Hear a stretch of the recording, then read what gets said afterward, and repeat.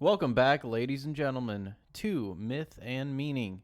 I'm your host on the left, Al, I'm your host on the right, Brock. and this is the show where we dissect the meaning of fictional pieces through a lens of archetype and myth. Now, in today's episode, we're going to be talking about the immature masculine from And Dragon Ball. We're still going to be talking about Dragon Ball today. We're going to be talking about Yamcha in specific. and the desert as an archetype. Yes. Now, a couple things as we continue this series. I just wanted to quickly mention we will finish out season 1 in this manner, and then we do have some changes in store, but we'll talk about those in a later video. Right, if you're watching back. If you're starting from here, we might have already recommended you start from season 2 or something just to see what the style becomes, right? Yeah, But it's a we're work definitely in playing progress. around with how we want to structure this. And well, anyways, without any further ado, let's get into it. So, first thing here, we have the awe struck in this also immature masculine. It's like a fearful worship. You know, if you look at his face, it's almost like he's like, I don't want to say petrified, but it's definitely like a fearful reaction. Well, Medusa petrifies, right? Mm-hmm. Obviously, this is not Medusa, but that's the idea that beauty can turn you to stone, so to speak. Right. It's the petrifying nature as well as the motivating, right? Because I think that as sort of a mythological interpretation, they have to approach both aspects of that, right? You can't just point towards the commonality that the feminine is emboldening to the masculine, but it can also be a petrifying force, a positive and negative. Yes. But yeah, I think that's especially why this image is pertinent. Do you know what this image is from? I actually don't. I don't either. Yikes. It's probably. Oh, you know what? I looked at it before, but we made this a little while back, so I can't remember what it is off the top of my head. But we might add a footnote on this one. It's not. Is it Paris? What?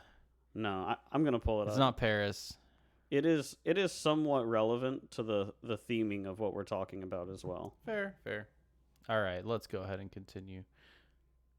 So we start off the episode, and I also want to mention that we are beginning this episode in the middle of an episode, but that's because the last part just kind of wrapped up nicely with Oolong. Right. I think that it was so relevant to the effect that it had on Oolong that we couldn't separate it out from that episode. And since all of it is setting up the fact that now we are here in the desert, you know, we can kind of talk about the causality of it. Exactly. Out of paradise and into the desert we go, and who do we find there but Yamucha? Yamcha and Pu-erh. And as we can see, what is Yamcha doing? Indulging in his self-gratification, let's say. So this is sort of our first indicator of Yamcha's arrogance as well, right? Because there's a certain arrogance in thinking that you deserve the servitude, you could say, of the significant other, as like that's what your relationship. And would that's be with what it.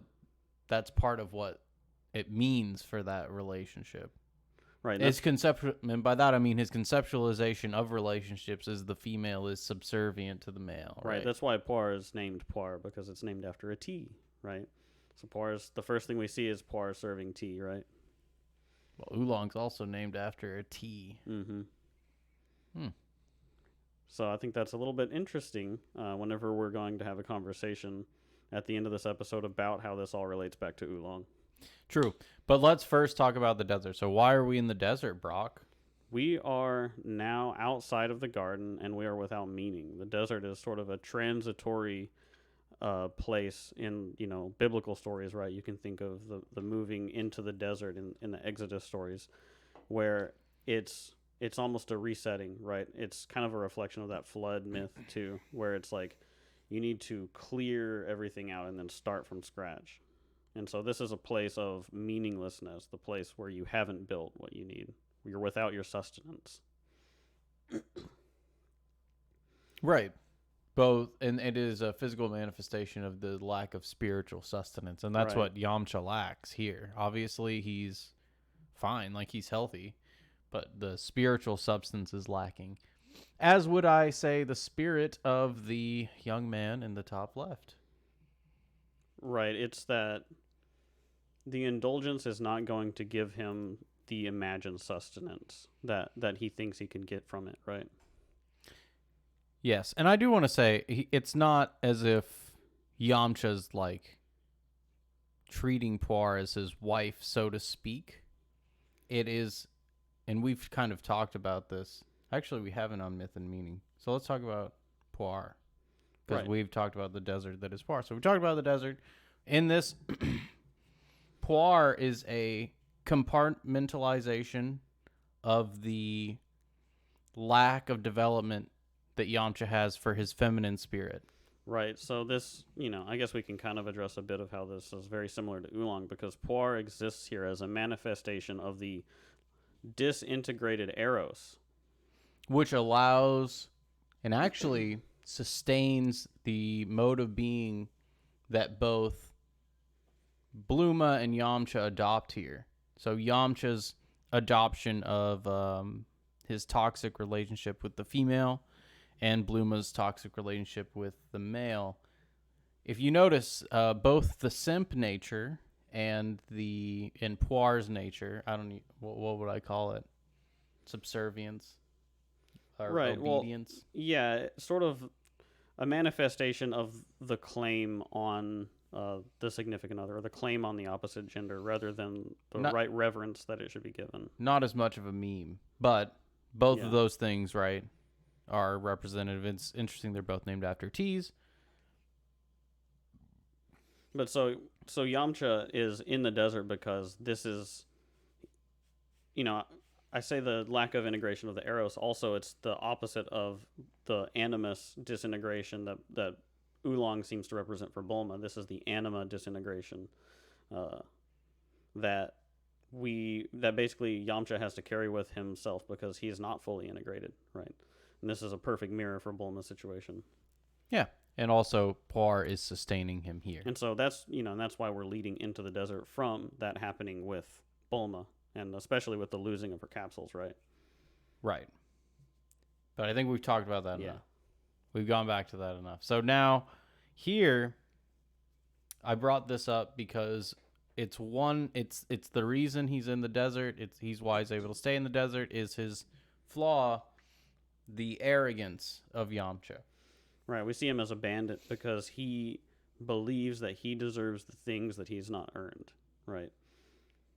And so there's a staple of arrogance But there. by virtue of like he can survive in the desert. He has a level of competence above others in his environment and takes advantage of that. Mm-hmm. Which is just what a slugger would do, which slugger is an idea. It's kind of a meme that we've generated Right. about being really eager and like trying to do more than you can handle. And that's pretty much what Yamcha here is, and that's the arrogance of it. You have to be a little bit arrogant to be a slugger in the first place. So that's why I put that. And the reason I put this young chap is because this is Peter the Third of Russia. And he was kind of a slugger. He was very arrogant. That was his biggest flaw. He believed that he could be an autocrat, basically, and order everyone around. And so then he got assassinated for it.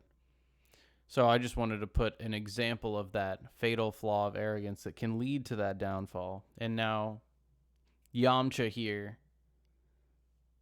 I put the picture of Goku's fist or hand there because it's like a mark, like now you've been branded as this thing. Yeah. It's definitely like through the encounter he is marked. Mm-hmm. Well, and we'll see even a further example of that later on. This is setting up a mirror of their second encounter, right? Because this is when he comes up against Goku, he is so arrogant. And that's not to him. say he doesn't have a level of competence. Like we were saying, he does have a level of competence. But yeah, also the marking that he gets from Goku is from his rock paper scissors attack, right? And so this is going to tie Yamcha in to an extension of that bandit that we saw on the road, who Another bandit. What do right, you know? who wanted to claim something from Goku that they hadn't earned. Something turtle. Not just anything, right? Yeah. And so that's a sort of delineation there between those ideas. So we're going to be expanding on that more. Right? Who this? So Who this this, is Brock? Piaget, who we've mentioned a couple of times now, who has formulated the developmental significance and also the philosophical significance of play for people, you know. And so we saw before that integrated play was what allowed Goku to retain Turtle, right, and carry Turtle onward. And now we see that that same concept is something that Yamcha has to encounter and be humbled by. And so the original interaction is basically just ended by this. Actually, it's not just play. What happens? How does Goku actually get this on him? What do you mean? So if you remember what happens, remember he catches. Yamcha has the competence. He understands what play is, and he catches all of Goku's moves basically. But then Goku calls out for paper and pokes him in the eyes instead. Mm-hmm. He breaks the rules. Oh yeah, that's right. And what do you have to say about breaking the rules? I don't know. I mean, what are you getting at? Oh, I'm just meaning. I mean, you have some analysis of Harry Potter and how he breaks the rules.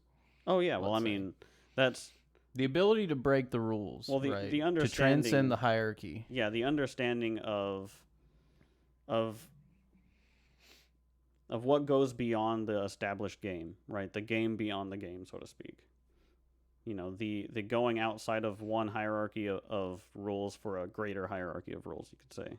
Right. It's automatically what separates Goku from Yamcha and makes Goku already a stronger spirit than Yamcha's. Right, and that's the integrated play idea too, right? That you are socialized, right? That you understand the game that's just about winning the current game. Exactly. And so that's something that has to mark Yamcha. And there it is marked, and we'll see even later more markings. But let's go ahead and see how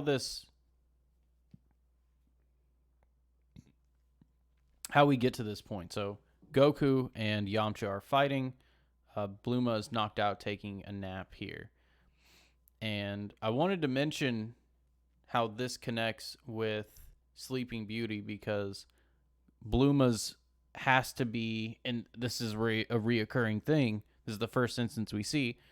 Bluma has to be unconscious of Yamcha because if she's conscious of Yamcha, then she can no longer treat Oolong the way she treats him. Right. This is a sort of it's an equivalent to in Sleeping Beauty whenever what's her name, Maleficent, is not invited to the party. It's the unconsciousness of the recognition of what the masculine has to contend with in its own hierarchy, right? And so she can't see the aggression from Yamcha. Like, she can't even comprehend it. She has to be unconscious to that because, how do I want to say it? It's such a complicated idea, really. Well, I mean, she has to be unconscious to Yamcha because she has to see men as usable, not Yamcha, like Oolong. If she sees Yamcha, someone who she genuinely can change and improve upon the quintessential female story, right? Bluma's what she should be striving for.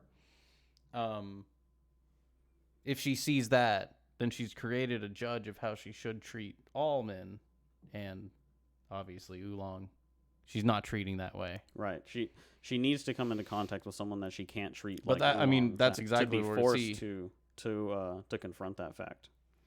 Precisely. And so she is asleep here. She's consistently asleep, and throughout both fights. And I just like Oolong's comment here. He's just like, girls sure have it easy, Well, it's a very beta way of thinking, Yeah. right? Like, oh, girls get like carried through life and all this, and like people care about them, and it's like, okay, well, Right. It's that mindset of being envious of having things be easier for you. Right. it's not a very good way to be. Right. That's a good way to be, well, like a communist pig. Right. And so don't act like Oolong ever. And so during the second fight, what are these cats doing? I don't know. You put that picture there. But this is kind of the escalation of that play, right? Yamcha he's continuing on his arrogance, and he still thinks that the way that Goku is inferior to the way that he is. Right, and so he'll pit his spirit against Goku's spirit, and that's exactly what happens. This time, Goku does a little more than mark his skin. This time, he permanently damages Yamcha's self-image. It's like, wake up. It is a legitimate humbling, right? It's one you can't deny. Right, because Goku's also rested at this point, right? Mm-hmm. Or he's had something to eat. I can't remember. I think he has. But maybe not. Anyway, I think this might just, we skipped straight through the episode because really it's all about this topic. But it is all about, and that's the battles that happen in Dragon Ball are all about the clashes of spirit. I think I put the cats because those cats are playing. Well, there's also, when cats play, like if they actually fight, with malice, like they scar each other up. A lot of, you'll see a lot of stray cats with chunks of their ear missing and stuff like that. Oh yeah, they'll messy. When I was living with our friend, two cats in the house that didn't like each other, they fought, and one has like had a missing tip of the ear and all that. So good.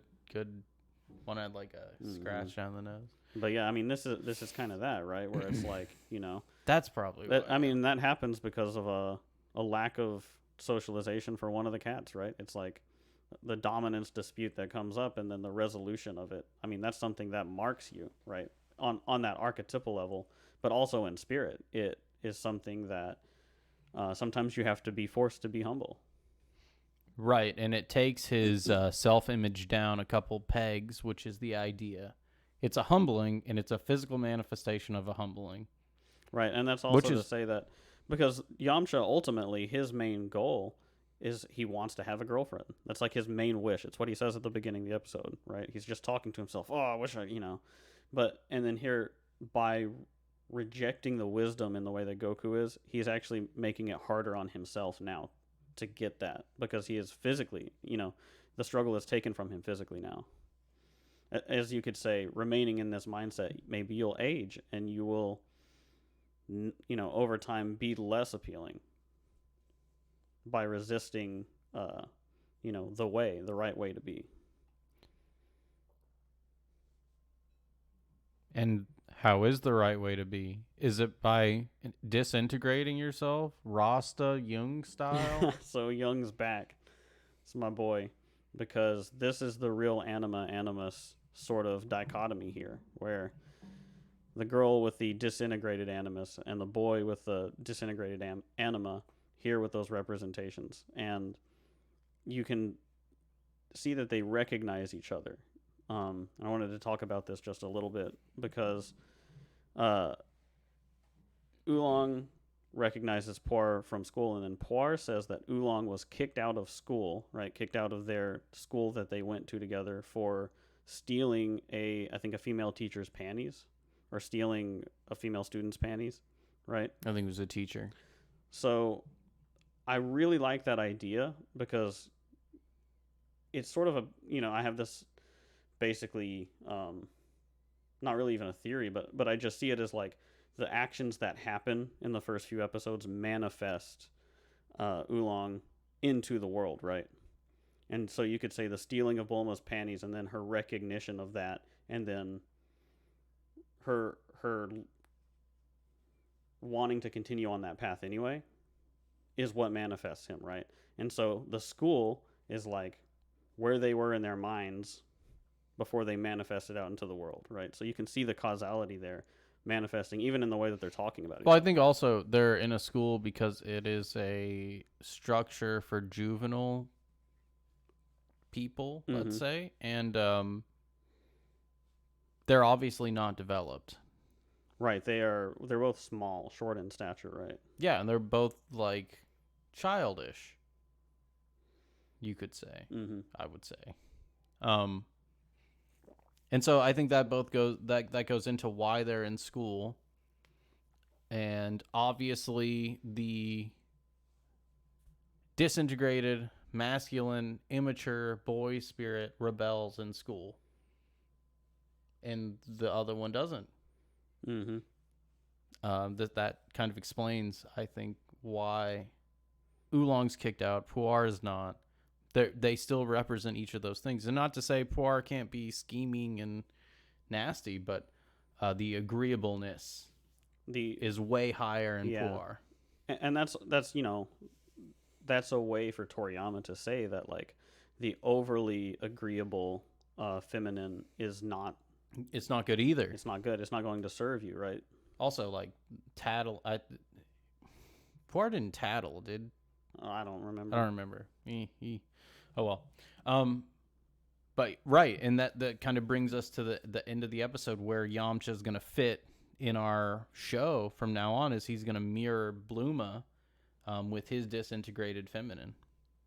Right, and their lack of integration consistently, I think, is what's going to be leading us towards the main conflict at the end of the season too. It's really all about that. But I think that's our last slide. Is that where we're ending up on this one? Yeah. Oh, I was gonna kind of wrap things up in just a second. I was like looking at your screen. Sure. Right. So in this episode, we see the Dragon Crew come through. They meet Yamcha. They fight Goku and Yamcha. That is, they fight. And then we see Yamcha run away because of Bluma, which we didn't really mention that. Right, right. So Yamcha notices Bulma and immediately has to peace out. That's right. Yeah. And I want to mention that real quick as part of this because Yamcha has created this disintegrated female spirit in Pu-erh because he cannot handle talking to women himself, and that's kind of his physical manifestation of his fatal flaw. Right. That is the thing that is holding him back from what he wants. And so, he runs away. He comes back. They fight again, and we see. Yeah, we see Yamcha give them a. Oh no! We see Yamcha just run away. I think so. So, the episode ends. Yeah, I think that this episode ends basically with him scheming to come after them still, and Oh, he's sore about his Yeah. face. That's right. That's yeah, right. he's got the swollen cheek, and he's His got his feelings hurt vanity about it. has been Yeah. has been damaged. right, and so he's being a little bit resentful. Yeah, and I think that brings us nicely to the end. So, if you liked what you heard, please subscribe. Smash the like button. Click it. All that crazy nonsense. Remember, I'm your host on the left, Al. I'm your host on the right, Brock. And this was Myth and Meaning, episode 8. The Desert, Yamcha, and Pu-erh.